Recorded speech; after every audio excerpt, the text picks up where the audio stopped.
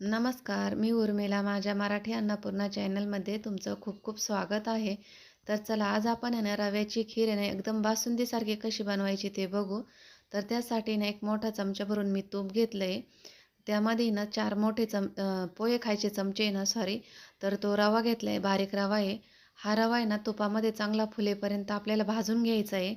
हा रवा लालसर करायचा नाही आहे, नाहीतर आपली खीर आहे ना काळपट कलरची दिसते. त्यामुळे ना थोडा सफेदच ठेवायचा आहे, पण फुलेपर्यंत चांगला भाजून घ्यायचा आहे. रवा चांगला भाजला आहे, तूप सुटलं आहे रव्याला. त्यानंतर आपल्याला इथं दूध घालायचं आहे. तर मोठी एक वाटी भरून आहे ना आपण दूध घातलं आहे यामध्ये. तर दूध घातल्यानंतर आहे ना 2-3 मिनटं चांगलं मिक्स करायचं आहे, नाहीतर गठुळ्या होतात याला. एकसारखा हलवून घ्यायचं आहे. तर बघा आपला रवा आहे ना चांगला दुधामध्ये शिजू राहिला. तर यामध्ये ना 2-3 केसर काड्या टाकायच्या आहे.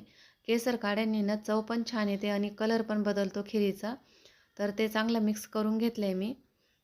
तर बघा अशा पद्धतीने थोडीशी पातळ खीर पण यानंतर आहे ना थोडीशी घट्ट होईल शिजल्यानंतर. तर इथे ना व्हिडिओ बंद राहिला तर साखर टाकलेली होती मी. आवडीनुसार साखर टाकायची आहे. तर माझ्याकडून आहे ना व्हिडिओ बंद राहून गेला होता. त्यानंतर आहे ना काजू आणि बदाम हे मिक्सरमधून बारीक करून घेतले मी. ते पण टाकून दिले. त्यानंतर चांगले मिक्स केली आहे. तर बघा एकदम बासुंदीसारखी खीर आपली तयार झाली आहे. तरी पण आहे ना थोडीशी आपण शिजू देऊ आणि आपल्याला यामध्ये वेलची पावडर टाकायची, पण ती थोडीशी ना लेट टाकायची आहे.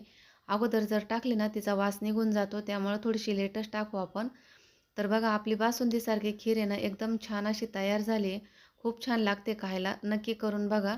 आणि त्यानंतर हे वेलची पावडर टाकायची. वेलची पावडर टाकून आहे ना चांगलं मिक्स करून घ्यायची. शेवटी टाकायची वेलची पावडर. त्यानंतर 2-3 मिनटं आहे ना मिक्स करून घेऊ. तर कशी वाटली रेसिपी नक्की कमेंटमध्ये सांगा. धन्यवाद. भेटू पुढच्या रेसिपीत.